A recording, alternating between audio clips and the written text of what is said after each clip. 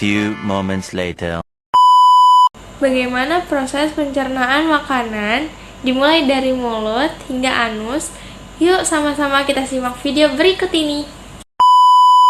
Pencernaan makanan dimulai dari makanan masuk ke rongga mulut, di mana terjadi pencernaan mekanik oleh gigi dan lidah, dan pencernaan kimiawi oleh enzim prialin untuk mengubah amilu menjadi disakarida.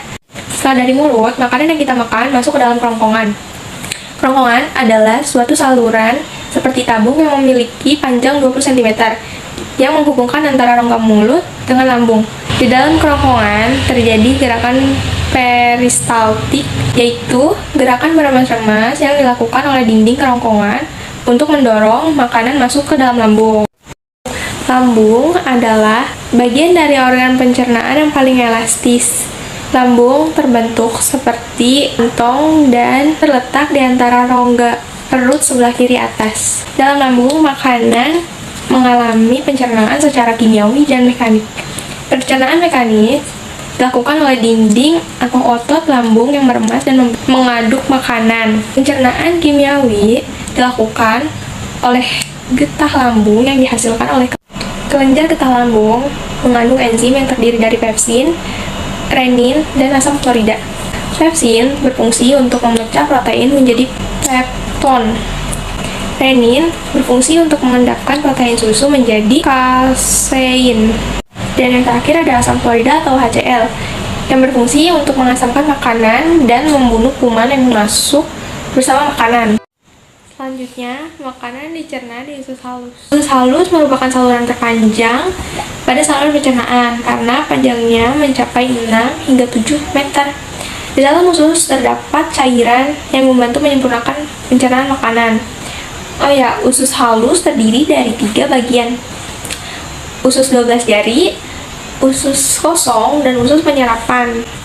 Usus 12 jari disebut juga duodenum memiliki panjang kira-kira 25 cm dan berfungsi untuk mencerna makanan dengan bantuan getah pankreas dan getah paru.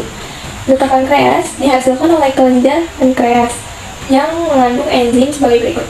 Ada enzim amilase mengubah zat tepung atau amilu menjadi zat gula atau glukosa, dan enzim tripsin berfungsi untuk mengubah pepton menjadi asam amino. Dan yang terakhir ada enzim lipase, berfungsi untuk mengubah lemak menjadi asam lemak dan gliserol. Sedangkan getah empedu dihasilkan oleh hati dan disimpan dalam kantong empedu dan berfungsi untuk menghancurkan lemak. Selanjutnya usus kosong atau jejunum terletak di antara usus 12 jari dan usus penyerapan dan memiliki panjang 2,5 meter dan berfungsi untuk mencerna makanan dari usus 12 jari. Dan yang terakhir ada usus penyerapan, merupakan tempat penyerapan sari-sari makanan. Di seluruh permukaan dindingnya terdapat ujung-ujung pembuluh darah yang menyerap sari-sari makanan, kemudian diedarkan melalui cairan darah ke seluruh tubuh. Jadi, makanan yang kita makan akan kembali ke dalam tubuh kita. Setelah itu, makanan yang habis dicerna masih berlanjut ke usus besar. Usus besar berfungsi menyerap cairan vitamin dan mineral dari sisa-sisa makanan yang telah diserap oleh usus halus. Pada usus besar terdapat bakteri yang berguna untuk tubuh bernama E. coli yang berfungsi untuk membantu proses membusukkan sisa makanan dan menghasilkan kotoran atau feses dan kemudian dikeluarkan melalui anus. Dan organ terakhir yang dinamakan rektum adalah ujung muara dari usus besar yang berfungsi sebagai tempat penyimpanan feses sementara. Ketika rektum terisi penuh dengan feses, maka saraf mengirimkan respon ke otak dan menimbulkan rasa buang air besar.